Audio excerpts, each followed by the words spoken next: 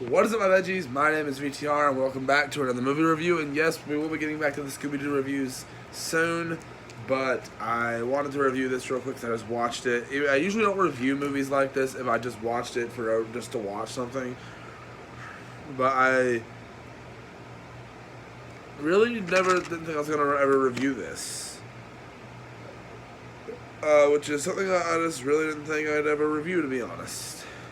So today we are reviewing The Adventures of Pinocchio, which is just something, I had this sitting on my shelf for a long time, and I couldn't remember if I watched this when I was little, and I did. This is a VHS tape, by the way. I couldn't remember if I watched this when I was little or not, but I remember we had another one of this. It was on DVD, but it was a sequel to this that I kept on remembering. I was like, did that actually exist? I was trying to remember, did that actually exist? And whatever. And apparently it did. And it was just a sequel to this one. So, because I remember the Pinocchio in this looking a lot similar to the one that they looked in that one. So, I'm going to go ahead and tell you guys, this was an odd movie. You get the basic, you get the basic story of Pinocchio, but the way it's done, I believe Jim Henson had some, Jonathan Taylor Thomas, that name sounds familiar, right? But it says something, yeah, Jim Henson Creation Shops, yeah. And I might be crazy, but either someone that looks a lot like Johnny Depp or Johnny Depp was in this. I don't think it was Johnny Depp, though.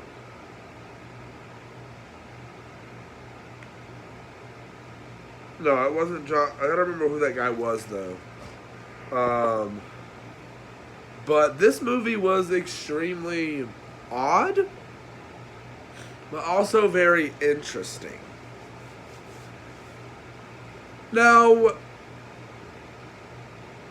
surprisingly, the movie shows Pinocchio really early on. Like, not even joking, it's very early in the movie you see Pinocchio, which is something I was not expecting. Usually in movies like this, when it's like a CGI or puppet, and I'm pretty sure there was no CGI used on Pinocchio. There might have been a little here and there, but, well, there might, for some of the longer away shots, there was probably some. But I think a lot of it was actual puppetry, and I believe maybe even some stop motion was used. This was like 1994, I want to say. And this is a really interesting film, I'm not going to lie. No one's performance is really memorable. Like, a lot of the time you're watching this movie and you're not you're not going to remember it in an hour, really.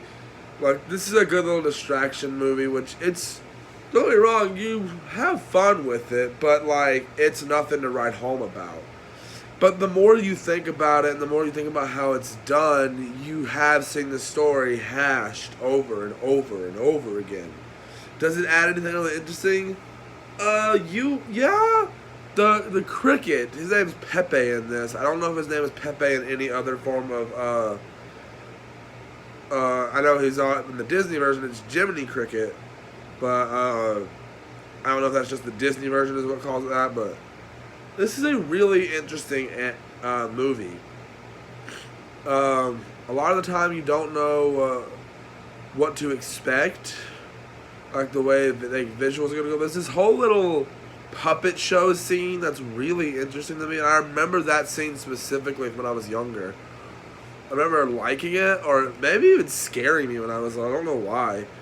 But do I think this is a good movie? It's hard to say, because I don't know if I consider this a good movie or not. Because of the fact that I honestly just don't know if I consider this a good movie or not. Like, is this good? Is it bad? I really don't know. I wouldn't say it's really a good movie, but I don't know if I'd say it was bad. because there's some scenes, for the time, some special effects that were really nice, and a lot of some of the comedies is, a lot of the scenes are just a little boring, but it does keep your attention at the same time. Just because you're curious how these scenes are going to play out, how differently they will be from other forms of Pinocchio to other times the story's been told. And you get about the story beats, the stuff in The Whale is extremely rushed, feels. The stuff when they're in the whale seems extremely rushed. How they get out of the whale I thought was interesting, and the fact that I believe the villain, like the main big villain of this movie, turned out to turn into the whale. Don't quote me on that, but it made it seem like it was like that. I don't know if that's exactly what happened, but if it is, it is. I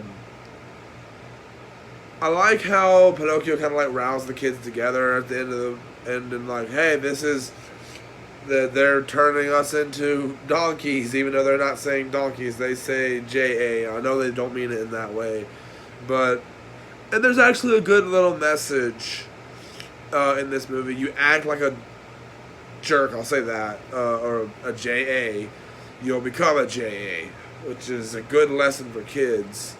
I've seen that lesson be done terribly, but I feel like for this movie, it's done fairly decently for a story like this. And it's done not the best, but I don't know if I think this is a bad movie or not. It doesn't feel like your typical terrible kids movie, but there's not really anything, and something that I really don't think the movie should have done, especially on the case and stuff. I like the little thing that shows it, like if you do it like that, you can see it going from human to puppet and puppet to human and stuff like that. But they shouldn't have revealed that, I guess. Even though you all know the story of Pinocchio going into it. And with some of the other adaptations of Pinocchio being extremely terrible, I've seen some way worse than this. I've seen some really bad... Oh, don't bump that. I've seen some very bad versions of this story be done. There's one where he still looks human as... I remember one time I was like, if you guys remember On Demand with Comcast, back before Xfinity was Comcast, or before Comcast was Xfinity, we'd go on there, and I was looking for this movie on demand, and I found it was something that said Pinocchio, and it turned out to be the wrong thing, and it was a thing. And it's really interesting to see what they do with this. And Geppetto is a pretty good actor for that type of character, even though he doesn't feel like he adds much. Like, even though he's on screen a good bit, he also feels like he wasn't on screen a good bit. I don't know if that makes any sense. There's also this love interest kind of thrown in there that doesn't feel necessary.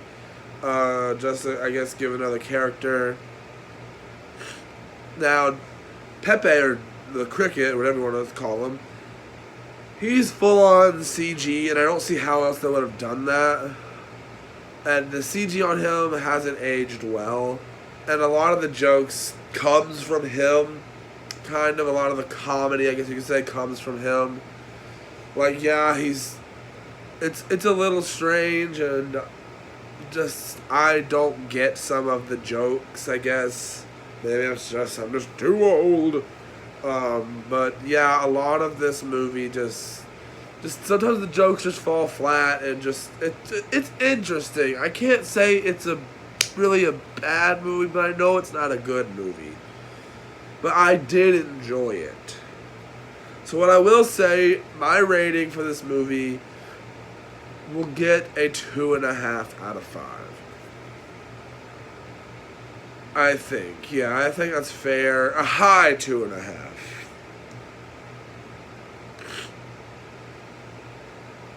Like 2 2/4, I don't know.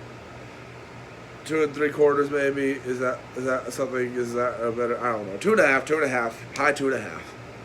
So I hope you guys enjoyed this. We will be getting back to Scooby-Doo very, very soon. We only have, I think, like 11 of those left. Don't quote me on that, but I think there's only 11 left to review. As of recording this, I'm pretty sure I already have all the ones that I've reviewed up to this point on the channel. So next up is Scooby-Doo Moon Monster Madness, which is one I don't really think I'm looking forward to, but we'll see. I hope you guys enjoy this, and I'm sorry for this weird angle. I just wanted to record this video real quick. I'll see you guys in the next one. Bye!